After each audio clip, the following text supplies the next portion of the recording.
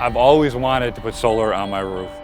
I'm Connor Barwin, formerly played for the Philadelphia Eagles, live here in the city of Philadelphia. And today we're at my house where we're doing a renovation. And one of the final steps in the renovation is installing solar. I am here with the team from Solar States, which is a local company, and they are doing the install.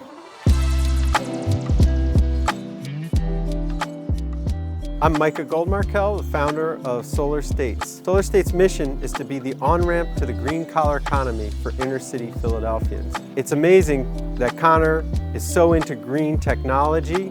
He has a foundation named Make the World Better, and he's committed to both greening our community and supporting community members.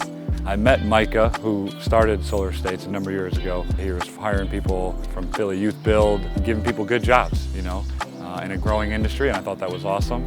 But honestly, the coolest part about being here today and actually the work happening is to see and feel and meet the people that Micah has told me about in the past that are actually doing these jobs.